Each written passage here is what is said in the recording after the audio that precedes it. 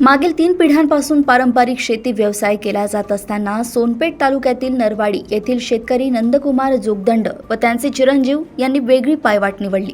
एकूण 10 एकर शेतात ऊस, गहू व शेडनेटमध्ये पांढरी हिरवी काकडीची लागवड केली। 40 गुंठ्यात सेंद्रिय शेतीद्वारे शिमला मिरची पीक घेते।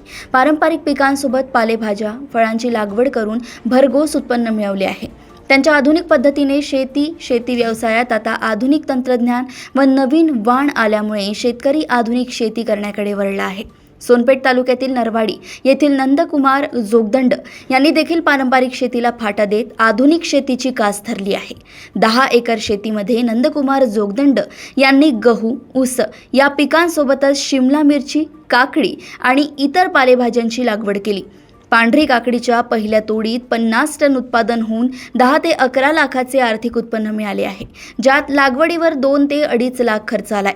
पांढरी व हिरवी काकडी व शिमला मिरची यांची शेडनेटची निर्मिती करण्यासाठी नाशिक जिल्ह्यातून कामगारांना बोलावण्यात आले होते।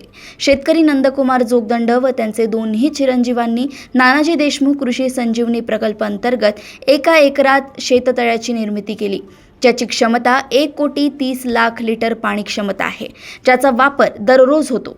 सोबतच जलयुक्त शिवार अंतर्गत त्यांच्या शेताच्या दोन्ही बाजूने 2 बंधाऱ्यांची निर्मिती करण्यात आली।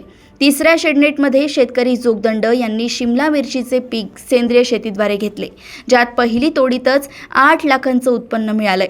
उर्वरित दुसरी व तिसरी तोडीला भावानुसार 10 ते 12 लाखांचे उत्पन्न अपेक्षित असल्याचे नंदकुमार जोगदंड यांनी देशोन्नती डिजिटलला बोलताना सांगितले। माझं नाव नंदकुमार शंकरराव जोगदंड, राहणार नरवाडी, तालुका सोनपेठ, जिल्हा परभणी। माझी 10 एकर जमीन आहे। पारंपरिक शेती करीत होतो पहिलं। या 5 वर्षापासून आमच्या गावाला नानाजी देशमुख संजीवनी कृषी प्रकल्पांतर्गत आम्हाला हे 3 शेडनेट मिळालेत। 1 एकरचा शेततळं मिळालं आहे। त्याच्यामुळे आमची खूप प्रगती झाली। 1 एकरच्या शेडनेटमधून आम्हाला दर 3 महिन्याला 5-5 लाखाची खर्च जाता उत्पन्न राहिले। त्यामुळं आम्हाला शेतीची खूप आवड झाली। ह्या अशा उत्पन्नामुळं माझे दोन्ही मुलं पण आता शेती आनंदानं करायला लागलेली आहेत। माझा 1 एकरमध्ये हिरवी काकडी आहे।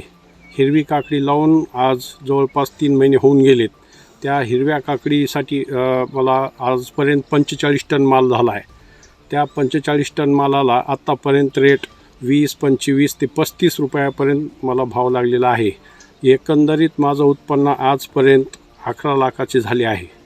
दुसऱ्या शेडनेटची लागवड होऊन 45 दिवस झाले। त्याच्यामध्ये सुजाता वेलकम सीड्स कंपनीचे पांढरी काकडी लावलेली आहे।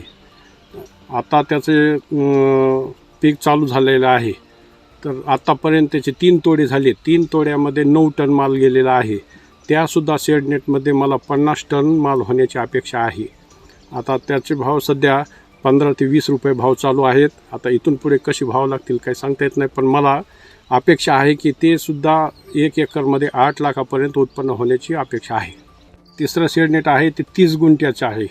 30 गुंठ्याच्या शेडनेटमध्ये माझी शिमला मिरची आहे।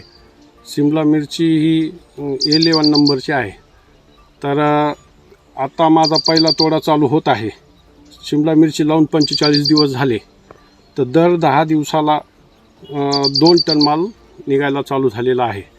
ह्या 30 गुंठ्यामध्ये 6 महिन्यामध्ये खर्च जाता 5 लाख रुपये शिल्लक राहण्याची अपेक्षा आहे।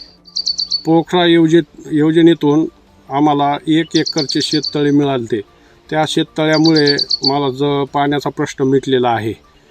जवळपास त्या 1 एकरच्या शेततळ्यामध्ये 1,30,00,000 लिटर पाणी क्षमता आहे। आणि दुसरी गोष्ट म्हणजे माझ्या शेताच्या बाजूने 2 बंधारे आहेत। त्या बंधाऱ्यावर जलयुक्त शिवाराच्या योजनेतून 2 बंधारे झाल्यामुळं माझ्या बोरच्या पाण्याची पातळी वाढलेली आहे। माझ्या शेतीला आत्तापर्यंत डेप्युटी कलेक्टर काळेसाहेब यांनी 3 वेळेस भेट दिली। जिल्हा कृषी अधिकारी यांनी 2-3 वेळेस भेट दिली आणि जवळपास इतर गावाच्या 180 गावाच्या लोकांनी आमच्या शेतीला भेट दिली। मग मी एकच एवढं सांगू इच्छितो सर्व शेतकऱ्यांना, तालुक्यातल्या शेतकऱ्यांना, परभणी जिल्ह्यातल्या शेतकऱ्यांना की पारंपरिक शेती सोडून आता जे नानाजी देशमुख कृषी संजीवनी या योजनेतून जे काही शासनाचा लाभ मिळत आहे ते सर्व शेतकऱ्यांनी शेडनेट, शेततळे, पाईपलाईन, ठिबक ह्या योजना घ्यायला पाहिजेत आणि या नवीन पिकाकडे आमच्यासारखं वळायला पाहिजे, जेणेकरून उद्या दुष्काळ जरी आला तरी आपण 1 एकरवर आपलं सगळं कुटुंब भागू शकतो, हे असं मला सांगायचं आहे. आमच्या शिमला मिरचीला परराज्यातून सुद्धा मागणी आहे. परराज्यातून व्यापारी शिमला मिरची येत असल्याचे माहिती त्यांनी दिली आहे. एका शेडनेटला 18 लाख खर्च येतो, ज्यात शासनाच्या कृषी संजीवनी पोखरा या योजनेतून 80% सबसिडीचा लाभ मिळाला आहे. पोखरा म्हणजेच नानाजी देशमुख कृषी संजीवनी अर्थात पोखरा या योजनेच्या अंतर्गत आपण तालुक्यामध्ये दुसऱ्या टप्प्यामध्ये 15 गावांची निवड केलेली आहे. योजनेच्या पहिल्या टप्प्यामध्ये आपण नंदकुमार जोगदंड नरवाडी यांना शेडनेटसाठी 1 एकर क्षेत्रासाठी सुमारे 17,47,000 अनुदान दिलेलं आहे. त्यात त्यांनी काकडीचं उत्पादन घेतलेलं आहे. त्यांना 50 टनापर्यंत काकडीचं उत्पादन भेटलेलं आहे.